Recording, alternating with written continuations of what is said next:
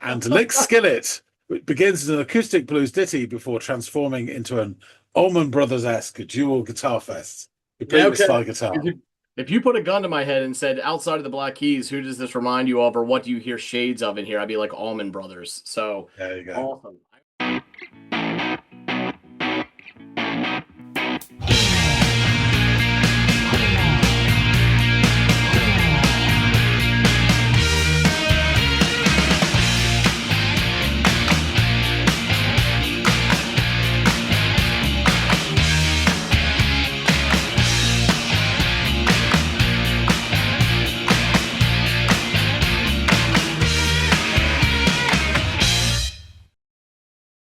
Hey, everybody out there. Welcome back to another episode of the Audiophiles. I'm Andy. Fellow over there is John, and we are here to discuss and listen to some music.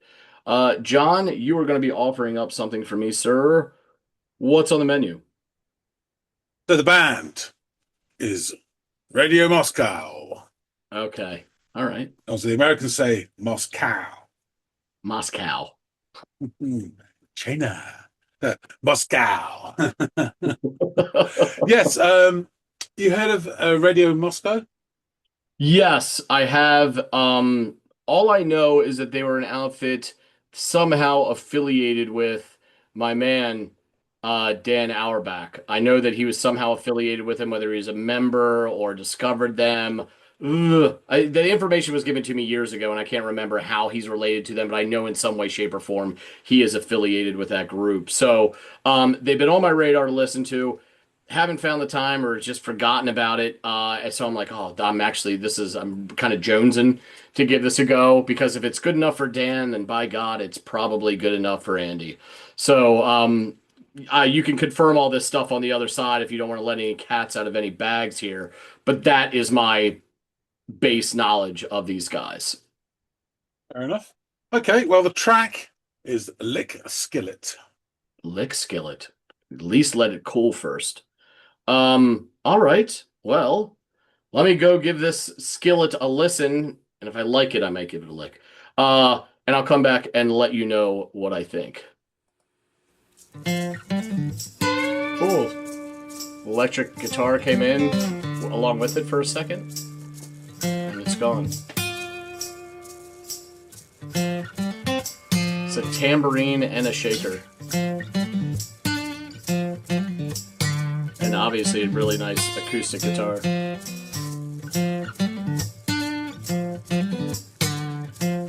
Snap and just wait for a string to break.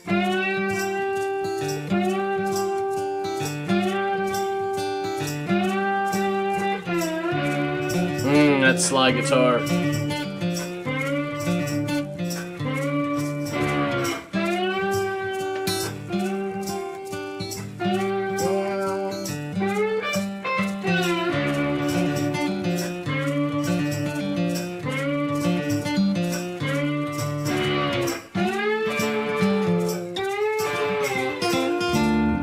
Oh, that fucking bass. It's gonna get dirty.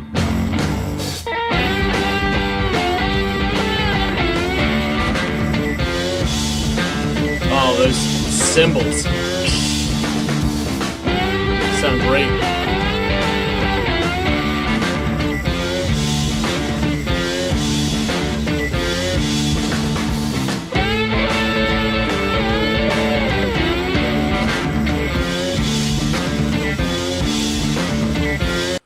This is fucking wonderful.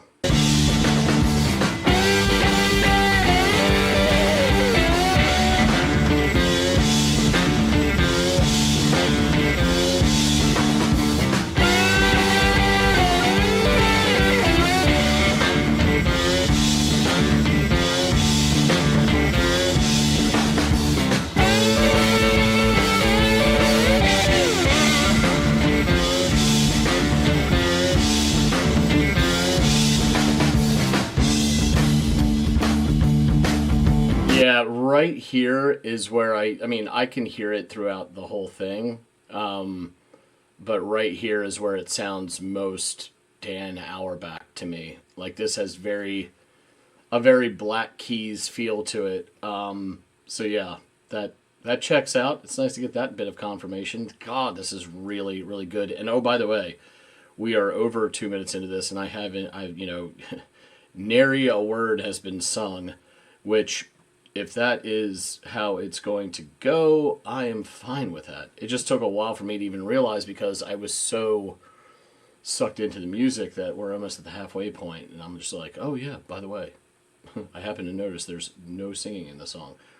Totally fine with that. This sounds great.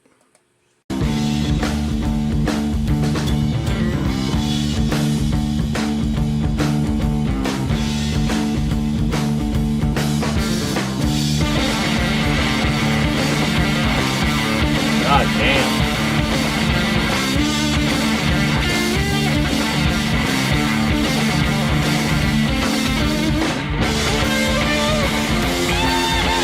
Oh.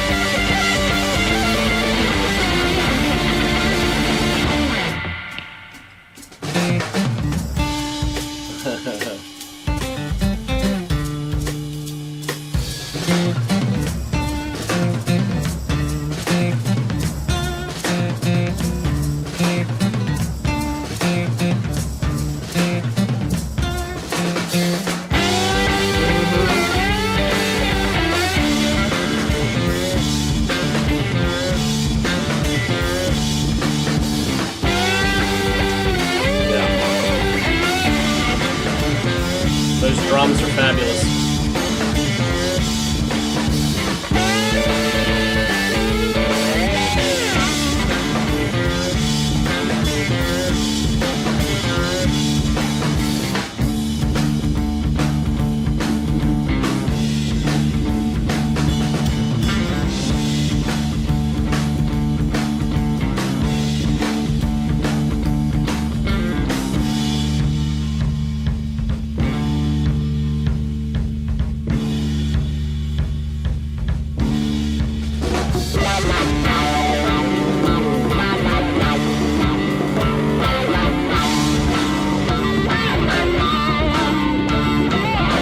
All the while.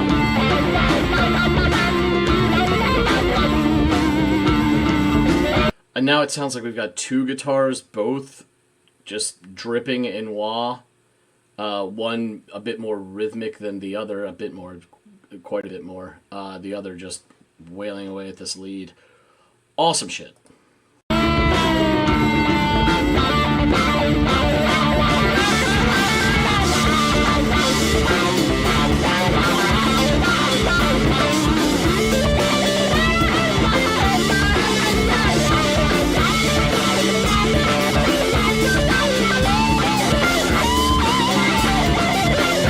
Oh my god.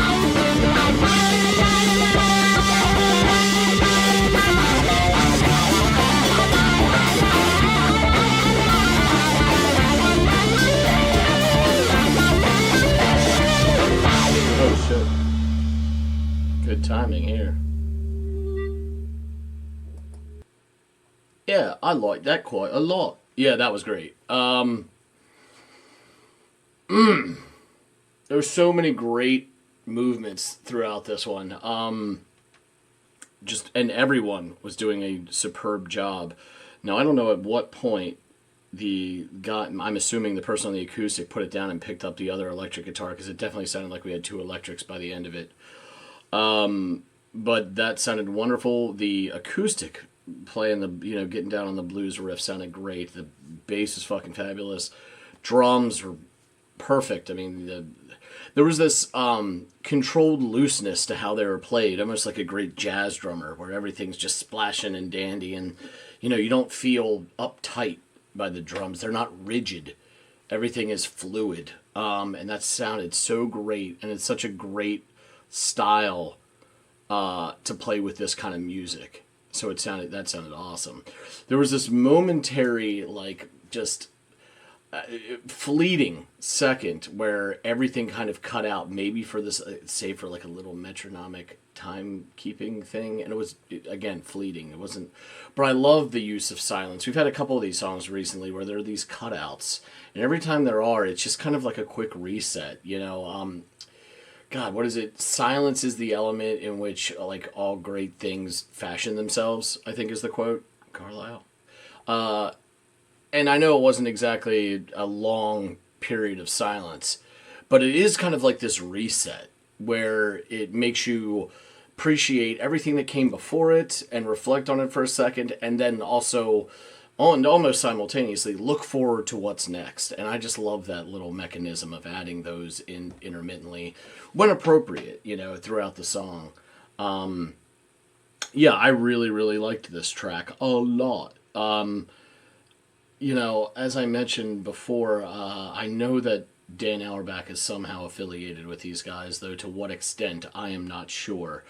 But he clearly, I mean, if these guys came on his radar, I can see why he was like, yup, want to work with them. Because they have a sound that reminds me very much of the fellas in Black Keys. And, as the poster behind me would suggest, I am a fan.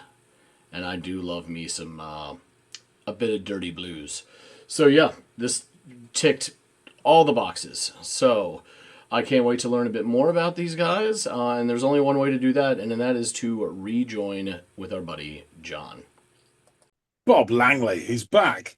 So you've had a crack at the old Lickskillet by Radio Moscow.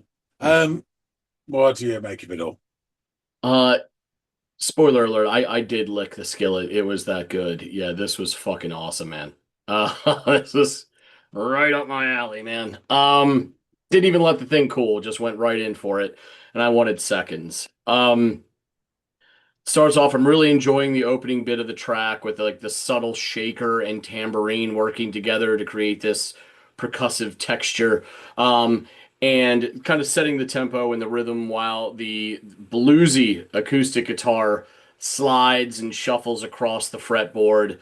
And how at least once, in the most judicious fashion, it was accompanied by this complementary and harmonizing twang of its electric brethren. So like I think it's like 2 seconds into the song. They jointly hit a note together, and then you don't hear the electric guitar ever again, but that not ever again, but during this opening salvo. And it kind of, it makes you look forward to when it appears again because you know it will. No one's ever credited for singular electric guitar note on the liner of a track, you know what I mean? So I know more's coming, and I'm looking forward. It was the perfect amuse-bouche to prepare me for whatever would unfold in the oncoming seconds and minutes of this track. And speaking of seconds of this track, it's not until the 28-second mark that that electric guitar becomes more prevalent in the mix. And while not surprised, I'm very happy to hear that it's a electric guitar of the slide variety at that. So this is all checking out. Also, it's already screaming Dan Auerbach. I mean, the sound is something that would have made him proud. So whatever his affiliation is with this band, I can understand why it has his fingerprints on it. It screams his sound or something that would be his cup of tea. And man, oh man, the more the two guitars commingle with one another, the better this already very cool track sounds. Then we get to the 1 minute mark, and the bass just it comes shouldering its way into the mix, fully intent on informing its six-stringed cousins that it too can do a bit of blues riffing and cutting up, and so it does. The electric slide takes its the electric slide likes it so much that it joins in, essentially mimicking that riff, which we've talked about in recent times. When those two when they come together like that, and it's almost like when Voltron would form, they would all come together and become this bigger, more powerful mecha, sentient being, and that's what these two riffs combined on two different instruments are doing. They're fortifying the song's strength. And I love it. The song is fully realized, and the blues rock vibes are in full effect. Really enjoying their sound, and as I'm sitting back and taking it in, I realize we're 2 minutes into this with zero exposition. No complaints at all on my end. but it just kind of occurred to me as I was so wrapped up in how good this music sounded that we hadn't had any lyrics to this point. And now that we're coming up on the halfway mark, I'm under the impression that we won't for the rest of the song. Um, it's around the 2:10 mark when the Auerbach influence really shined through for me. I mean, to be fair, this all sounded like it could have been the fruits of his labor, but this little pocket we're in at this point is the most strikingly similar to me of the Black Keys or some of his own like standalone work. So soon the guitar begins tearing shit up and shredding for a rather brief but effective period before the music cuts out for a second, creating that ever important moment of silence. And as Carlyle said, silence is the element in which great things fashion themselves. And this was a brief moment of silence, but what it does is it kind of like lets you like for a second think about how good that shit was before it and what other good shit might come after it. So whenever a song does that and you have this brief respite, I always love that so much and I think it's so effective. And here's a perfect example of it. So at this point, the bluesy acoustic twangs sort of come back in with a splashy bit of drum work, and the rest of the band comes blazing in as well. I have to say, there are times when the acoustic is going so hard that I'm ready for one of those strings to just pop on some of those twangs that it hits.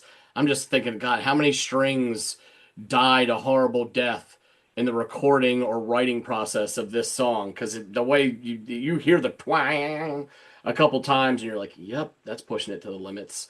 As we approach the 4 minute mark, that very rhythmic portion of the song gives way to these interesting kicks on the bass drum that evolves into this section where wah-soaked guitars dart across the soundscape, one a bit more rhythmic, the other more melodic, both working really well together to carry the song to its completion. So yeah, this was stellar, and so much fun to just kind of sit back and let wash over me. I really enjoyed this one, and am more than happy to have finally given these guys a listen. So please tell me more, my friend, and tell me where the Auerbach connection lies.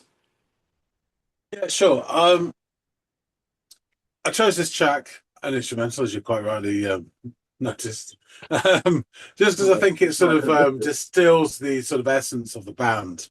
Um, I think when you get those sort of guitar sounds and a sort of and the voice as well, things can sort of bleed into each other, and it just makes you concentrate more on the music. So that's why I did it. And it's they're a decent outfit. I wouldn't say they're outstanding, but they have outstanding moments, and this Yeah, track is one of them. one And the of them, same with right? the album.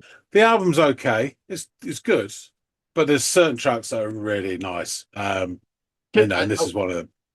I want to say something about the drums in this song because I focus so much on the guitar, which makes sense. And even the bass got some love for me. How could it not, as I stand between two of them? Um, the drums were so loose, not sounding from a tuning wise, but from a playing standpoint. There was this almost jazz approach to the way the drums were played. There wasn't a lot of rigidity in how he played the drums, or she, or they, or whomever it was. But I really admire the way the splashes of those cymbals were so engaging to me and produced and recorded so well. I really thought the drums were the unsung hero of this track, even though most overtly the guitars stood out. But man, I really did enjoy the drums on this one. Yeah, I'll get into the drummer as well because that's interesting. Oh, Um, so yeah, so Radio Moscow, American band from Story City, Iowa, farm country, I'm led to believe. yes. Um, Formed in 2003. They're known for psychedelic rock, blues rock, garage rock, hard rock, acid rock, and a wee bit of stoner rock. So before Radio Moscow, the main man of the band, Parker Griggs, he recorded under the solo alias Garbage Composal. Um, Griggs enlisted a bassist by the name of Sarana Rose to form Radio Moscow, and the pair of them relocated to Colorado. Now, when they were recording, Griggs would play both guitar and drums, obviously not at the same time. That Yeah, would be impressive. that would. Yeah, yeah. However, the band were known as a trio because they would get various live drummers in to join the band as tour members and whenever they did gigs. So, following one of their gigs, Griggs was very lucky that in the audience was a certain member of the Black Keys, Mhm. Dan Auerbach, as you said. He gave him the demo and he was that impressed. He then helped them get signed to Alive Natural Sound Records and took them under his wing. So they moved back to Iowa, exit Sarana, enter Luke McDuff as the new bassist. The band's debut album was recorded in 2006 with Auerbach producing, and the album was released in February 2007. So the personnel for this, what you heard, was Parker Griggs, vocals, guitar, drums, percussion. So Wow. Mr. Loosey Goosey on the drums was also the main guitarist. All right. Big talented guy. Luke Yeah, well, very McDuff, many hats. bass. Additional and additional personnel, Dan Auerbach, production engineering, and slide guitar on track 8, which is Deep Blue Sea. But Oh. it sounds very similar to this. So I'm wondering if he crept in a bit of this slide on I this was as gonna say, well. if you're playing slide guitar on one of them, and this song clearly features for some period some slide guitar, I'd find it easy to believe that it was Yeah, him, and hard to believe that it wasn't. And it sounded so much like shit that I've heard from him that I'm almost inclined at this point to just assume, yeah. safely I that it think was he him. probably did drop a bit in there. Why Yeah, not? Hey, yeah. this Greg's guy does seem to have a hell of an ego. But anyway, and you mentioned about the sort of the stop and the space and the silence in this.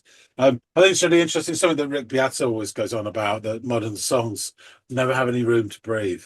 It's Yeah. like the money making part of the song, the hook or whatever, is there constantly from the very first second through to the last. It's like all the songs you listen to are just all chorus almost.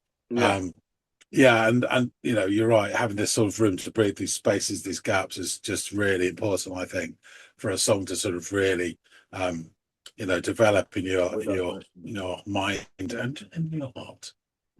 Anyway, some reviews. All Music said, although some describe them as psychedelic blues rock, Radio Moscow is more of a throwback to the classic rock of the 70s.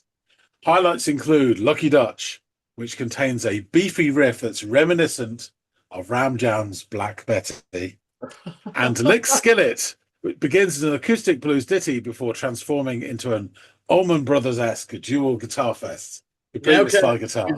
If you put a gun to my head and said, outside of the Black Keys, who does this remind you of, or what do you hear shades of in here? I'd be like Allman Brothers. So There you go. awesome. I almost wish I had said it now before you got to that, but yeah, it's true. While both Mistreating Queen and Whatever Happened are muscular riff rock a la the Jeff Beck group, which is another Mm. interesting sort of thing. Yeah, yeah, yeah. Um, Another great guitarist. there's a review on Album of the Year by a contributor, a user called Jesus, and it's pretty fair to be, I think. For the most part, Radio Moscow do a good job of imitating the greats such as Cream and every other band that performed during Woodstock.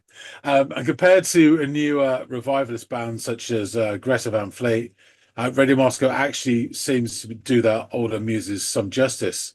Many of the tracks, though not sounding particularly novel, managed to bring back the psychedelic energy of the 60s quite well. Radio Moscow's debut is a solid one in the world of nostalgia music, but they still have some way to go before I'm completely sold. I think Yeah, that's probably a fair yeah, reflection. yeah. And at the other end of the spectrum, we have a rather twatty review from Pitchfork. Now, I don't normally mention this, but this is so awful that I will. The contributor for this, the critic, is Adam Murder, and that's Moerder. And he wrote, and I don't know how much of this you as an American would find quite offensive. But corn-fed Iowa blues rock trio Radio Moscow, they're a duo, have taken a number and are currently waiting in line at the Revival Deli, hoping today's special will be watered down sports bar rock. Go ahead, try listening to the first 30 seconds of their self-titled debut without having a Pavlovian flashback to schlubby 30-somethings high-fiving in a bar as girls in bikinis chug drinks and play touch football on the Rocky Mountains. Very much from a sort of New York perspective, this is written. It's a shame the band's sounds elicit this kind of reaction. They are not a misogynistic or dim-witted collection of musicians. They just haven't considered the world outside the piles of guitar chords and scale charts that presumably consumed their youth. As a result of sheer serendipity, Black Keys member Dan Auerbach tucks these greenhorns under his wing, offering to produce their debut after frontman Pocket Griggs gave the band's demo at a Key show. Unfortunately, Auerbach's not exactly the alchemist to transmute these lumps of lead into gold, especially after his own band's lackluster 2006 album, Magic Potion. This album's most distinguishing characteristic is how easily indistinguishable the songs are from each other. Several of them sound like they've named after touristy southern bars. Lickskillet, Lucky Dutch, Mistreating Queen, and all of them feel content with burying Briggs' already muffled vocals in wild guitars and gratuitous mid-song jams. Yeah, that's terrible. Now, Yeah. just to be fair, Adam Murder is a musician. I'm sure you've heard all of his works, and he's that successful, and a writer. And on his website, he is currently available for work. He apparently it says he was ex NYC, now LA, and his website profile pic has him sitting there in mirror shades. I think that's all you need to know. Yeah, yeah. What a wanker. Anyway, it's instrumental, so no lyrics. Hooray! So shortly after this album, Muck Duff was replaced on bass by Zach Anderson. There is a fairly steady story narrative here, which is a revolving door of personnel. It's a reoccurring theme. I wonder if Murder was on the short list of possible replacements, and then they got wind of that article and were like, you know what? Fuck that dude. It's just so many things wrong with what he said there. But anyway, and they just bit into a giant corn cob. Yeah. Since 2007, Radio Moscow has toured the world with a number of live drummers, including Keith Rich, Todd Stevens, Court Berry, and Paul Marone, who is the current member. So they brought out their second album, Brain Cycles, in 2009, and that was self-produced. So they managed to get away from the dead weight that is Dan Auerbach holding them back. The third album, The Great Escape of Leslie Magnafuzz, came out in 2011. And then there was a previously unreleased album called 3 3/4, which was a Griggs solo project. They actually recorded in 2003, and that was released in 2012. During a concert in support of the album, a physical confrontation erupted on stage involving Parker and drummer Corey Berry, in which a guitar was thrown at Parker, which struck him on the head and created a gash that later required 14 stitches. Zach Anderson and Berry immediately left the band, and they went on to form the band Blues Pills in Sweden. Apparently, did very nicely out there. Since then, 2 more albums have been released, the last in 2019. I cannot see any activity since a sort of tour of Australia was announced in 2018. So doesn't mean to say they're not doing stuff. I just couldn't see what they were doing. So they probably are alive and well and rocking it hard, but I don't know. But yeah, really interesting sound to them. I mean, obviously it's that throwback sound. It's just it's adjacent to other stuff as well. It's nothing particularly new. It's just in that sort of case, it was nothing particularly new about the White Stripes or Black Keys either. It's just how it's done. Exactly. And it's done really nicely, I think. So yeah, this is I think in terms of this album, this is a really good place to start this track, and I thought you'd like it. Yeah, well, I can confirm that your suspicions are correct. This is an excellent like launchpad song for me to hear them and the Yeah, first time. and I I've know. Well, No, I was just gonna say, I'm the wind is somewhat pulled out of my sails a little bit in that you acknowledge that this is probably the peak of their sounding great, at least from that album's standpoint. But I would still venture to hear other tracks on it to see if that is my experience as well. oh yeah, I've no doubt that you'll like this stuff and other albums. It's just a question of how much you like it. Right? Yeah, You'll yeah, yeah. definitely, you'll definitely, you'll definitely like them, no doubt. Awesome. Yeah, there's nothing on this that you won't like, so definitely. But I will wrap things up. Thanks for listening to this. Thank you. Folks out there, tell us what you think. If you like this, please slap the like button. Pretend it's a Pitchfork reviewer. Slap it hard. Yeah. And yeah, and drop some comments. We'd love to hear from you. Tell us what you think. This is the album I'm most familiar with, but I have heard some of the others as well. So yeah, if you know more about Radio Moscow than I do, then please drop us a line. Be really interesting to hear your thoughts. If you haven't subscribed already, what are you waiting for? Come on. Because whatever it is, it ain't gonna happen. No, it ain't coming. So you might as well just subscribe. Really appreciate everybody who does support the channel. That being said, thanks so much for watching and getting this far. Well done, you. And we will see all of you on the next episode of the Audiophiles. See you later, guys.